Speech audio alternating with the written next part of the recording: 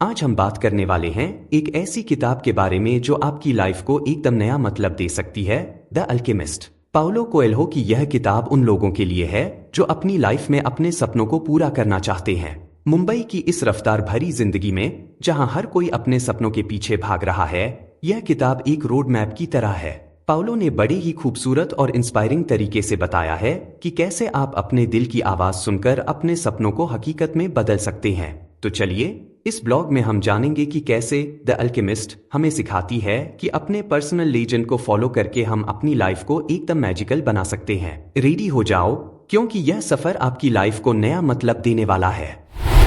प्रमुख अध्यायों का सारांश, समरी ऑफ की चैप्टर्स। चैप्टर 1 से 2, शेफर्ड बॉय सैंटियागो का परिचय। किताब की शुरुआत एक युवा शेफर्ड बॉय सैंटियागो से होती है जो अपनी भेड़ों के साथ स्पेन के अंदालुसिया रीजन में रहता है। सैंटियागो को एक सपना आता है जिसमें वो मिस्र के पिरामिड्स के पास एक खजाना देखता है। यह सपना उसे बार बार आता है और वो इसका मतलब समझना चाहता है। जैसे मुंबई के लोग अपने सपनों को पूरा करने के लिए दूर दूर तक जाते हैं, वैसे ही सैंटियागो भी अपने सपने के पीछे जाने का फैसला करता है। वो एक जिप्सी औरत से मिलता है जो उसे बताती है कि उसका सपना एक प्रोफेसी है और उसे मिस्र जाना चाहिए। चैप्टर 3 से 4, सैंटियागो का सफर शुरू होता है। सैंटियागो अपनी भेड़ें बेचकर अफ्रीका के तंजियर शहर पहुंचता है। यहाँ उसका सामान चोरी हो जाता है और वो एक क्रिस्टल मर्चेंट के यहाँ काम करने लगता है। यह सिचुएशन मुंबई के उन लोगों की याद दिलाती है जो अपने गांव से शहर आते हैं और मुश्किलों का सामना करते हुए अपना रास्ता बनाते हैं। सैंटियागो क्रिस्टल शॉप को मॉडर्नाइज करता है और बिजनेस बढ़ाता है। यहाँ वो एक इम्पोर्टेंट लेसन सीखता है, अपने सपनों के लिए रिस्क लेना और कड़ी मेहनत करना। चैप्टर 5 से 6, द इंग्लिशमैन और अल्केमिस्ट। सैंटियागो एक इंग्लिशमैन से मिलता है जो अल्केमी सीखने के लिए मिस्र जा रहा है। दोनों एक कारवां के साथ रेगिस्तान पार करते हैं। इस सफर में सैंटियागो कई नए लोगों से मिलता है और नए अनुभव हासिल करता है। यह सिचुएशन मुंबई के लोकल ट्रेन की तरह है, जहां हर रोज अलग अलग लोग मिलते हैं और एक दूसरे से कुछ न कुछ सीखते हैं। चैप्टर 7 से 8, द ओएसिस और फातिमा। कारवां एक ओएसिस में रुकता है जहां सैंटियागो फातिमा नाम की एक लड़की से मिलता है और उससे प्यार हो जाता है। यहाँ वो एक अल्केमिस्ट से भी मिलता है जो उसे अपने सपने के बारे में और ज्यादा समझाता है। अल्केमिस्ट सैंटियागो को बताता है कि हर इंसान का एक पर्सनल लीजेंड होता है, उसका लाइफ पर्पज। यह कॉन्सेप्ट मुंबई के लोगों की तरह है जो अपने पैशन को फॉलो करते हैं, चाहे वो एक्टिंग हो या बिजनेस। चैप्टर 9 से 10, the journey through the desert. Santiago और अल्केमिस्ट साथ में रेगिस्तान पार करते हैं। इस सफर में सैंटियागो कई चुनौतियों का सामना करता है और अपने अंदर की ताकत को पहचानता है। वो सीखता है कि यूनिवर्स हमेशा उन लोगों की मदद करता है जो अपने सपनों के पीछे जाते हैं।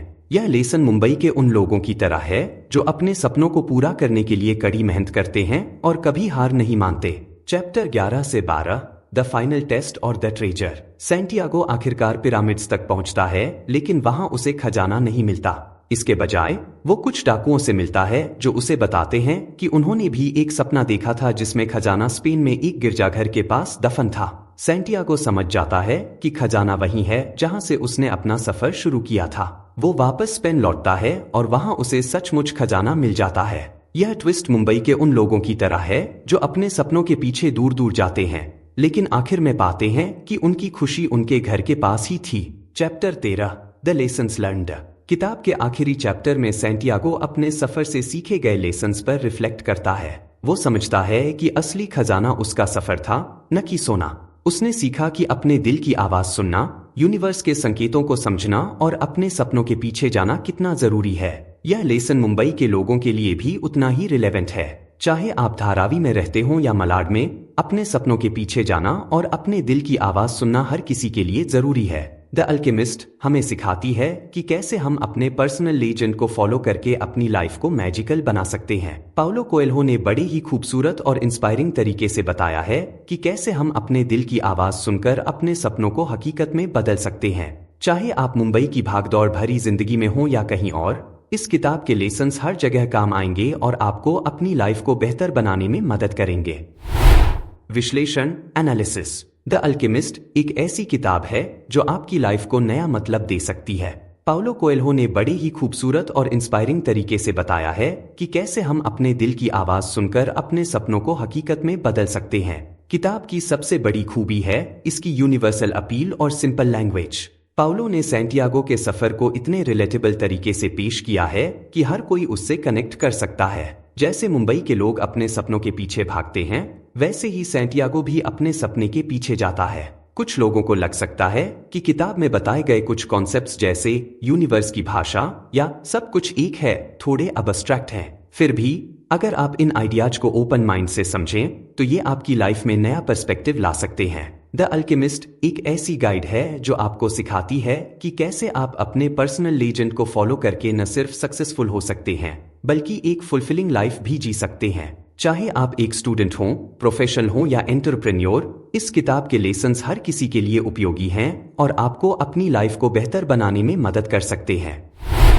निष्कर्ष, कंक्लूजन। द अल्केमिस्ट एक ऐसी किताब है जो आपकी लाइफ को नया मतलब दे सकती है। पाउलो कोएल्हो ने बड़े ही खूबसूरत और इंस्पायरिंग तरीके से बताया है कि कैसे हम अपने दिल की आवाज सुनकर अपने सपनों को हकीकत में बदल सकते हैं।